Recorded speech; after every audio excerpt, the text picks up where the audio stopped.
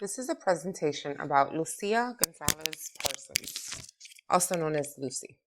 She was a multidimensional pioneer and one of the first of minority activists advocating for women's rights, fair labor rights, along with causes for the homeless and the unemployed. She was born a product of African, Mexican, and Native American ancestry. Lucia Aldain Gonzalez was born in 1853 in Johnston County, Texas. There is so much mystery surrounding her early life due to her own conflicting accounts on her place of birth, her name, and her national origins. As much of her early life is not known, except for the fact that she did publicly deny being African descent and only claimed her Native American and Mexican ancestry. According to Caroline Ashbaugh, there is a strong possibility she was born a slave. In 1871, she wed her white husband, Albert Parsons, a journalist and Confederate veteran. Due to being the subject of violent mob attacks because of their interracial marriage and Texas's hostile KKK stronghold, they fled to Chicago in 1873. That's where she adopted her name, Lucy. Arriving in Chicago during a period stamped by economic crisis and intense labor unrest, the couple devoted themselves to promoting the struggle of wage-earning working class and made their home in a working class community. Gonzalez Parsons remained unyielding in her public views, denouncing racism, lynching, and worker abuse in the writings for the Freedom and the Liberator newspapers. Together, the Parsons both co-edited a weekly newspaper called The Alarm and held several peaceful meetings, which were frequently interrupted by the police. Oh, more dangerous than 1,000 rioters. Many of the meetings for the Chicago chapter of Working Men Party were held in the Parson home.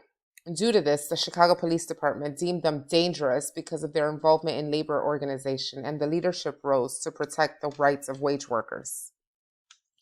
Gonzalez frequently spoke out on behalf of working women and protested substandard working conditions, the class and capitalist systems, and racial violence. As a dressmaker, she hosted the meetings of the International Ladies Garment Workers Union and organized workers to strike against social injustice.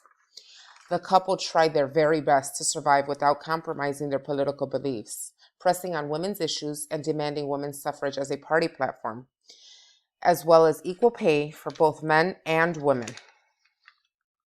While devoting most of her time and energy to labor organizations, Lucia Gonzalez Parsons earned a reputation as an energetic and fascinating speaker who championed women's rights. Parsons advocated women's liberation through her work in the Chicago Working Women's Unit, which fought to free women from their patriarchal and economic dependence and stressed the women's right to divorce and gain access to contraception.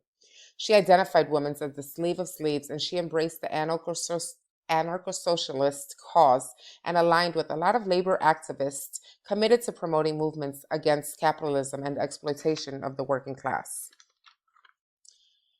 When her husband, Albert Parsons, was accused and jailed as a co-conspirator of a bombing in the Haymarket Square, she published The Life of Albert R. Parsons in attempts to expose the state's crime of executing her husband on suspicions alone that he was present when the time of the bomb exploded.